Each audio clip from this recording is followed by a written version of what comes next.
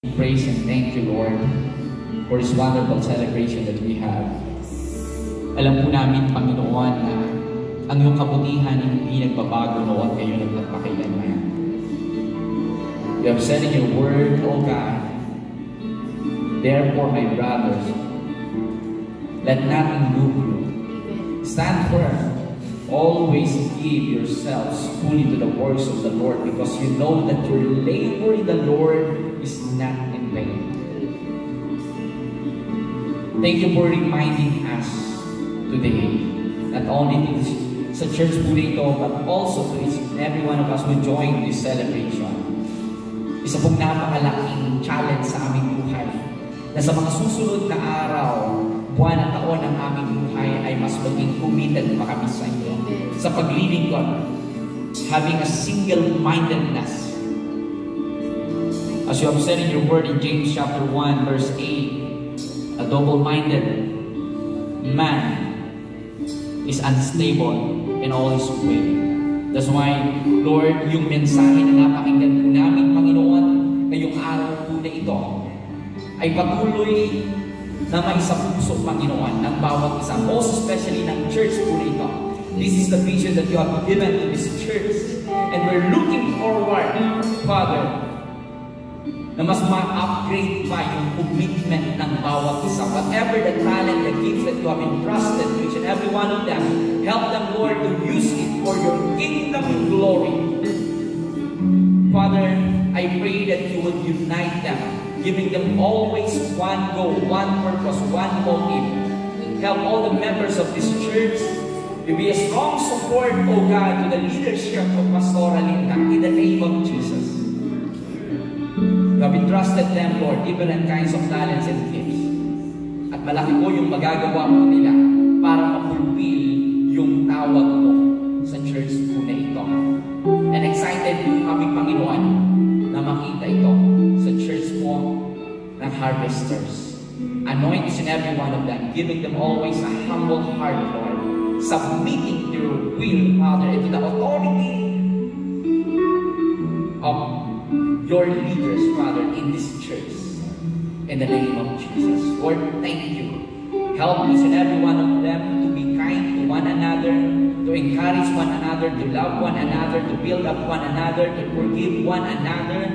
Lord, regardless of the challenges that they may encounter, even in the area of their relationship, help them, Lord, to look this as an opportunity for them to grow, Panginoon, sa kanilang pananampalataya, sa kanilang relasyon sa inyo, at mas maging matatag pa yung relasyon po ng bawat isa sa kanila. Lord, this is our prayer, God, because we cannot accomplish something, Father, sa church po na ito kung hindi po kami united.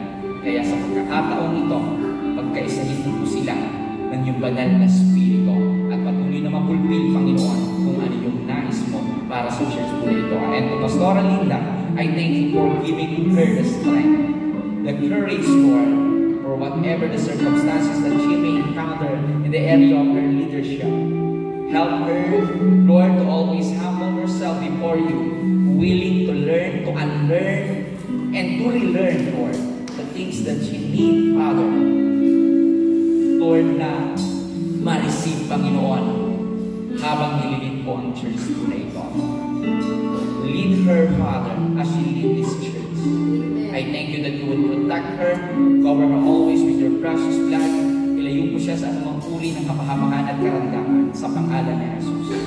I thank you, Lord, for allowing her to use anything that she has para, Panginoon, ma-fulfill yung tawag mo sa kanyang buhay at sa church po na ito. Marami pong salamat. Lord, sa hapong ito, salamat sa buhay ng bawat isa, maging sa inyong lingkod na ginamit ko. Kay Pastor Romeo, Panginoon, thank you for his generosity all the way from Valenzuela. Panginoon, nag-travel dito sa Baguio to share yung salita mo na nailagay sa kanyang puso. And in return, Lord, we ask for your blessing upon his life, Lord, to his whole family, to the ministry that you have entrusted. Lord, thank you for using him as a mentor, O God, sa maraming mga lingkod mo, Panginoon. I pray, Father, that you would enlarge continually the territory that you have given him in the name of Jesus. Protect accept him, Lord, and the full family. Salamat po. Lord, uuwi kami, Panginoon, na may kagalakan sa aming puso dahil ngayong araw po na ito, hindi lang ang harvesters ang napagpala, kundi kami din, Panginoon, na nakibahagi sa napakagandang celebration po nito. At baon-baon po namin ang mga mensahe na aming napakinggan at ang gawa ng kaaway para nakawin yung magandang bagay na ginagawa mo sa aming buhay. Lord, kahit sa mga pagkakataon na hindi po namin nauunawaan, tulungan mo kami na patuloy na magtiwala sa inyo at maging fully committed saan naman kami nilagay, Panginoon. Lord, thank you for your blessing and favor to each and every one of us, Lord. Protect us always, guide us in every step of our ways, O God.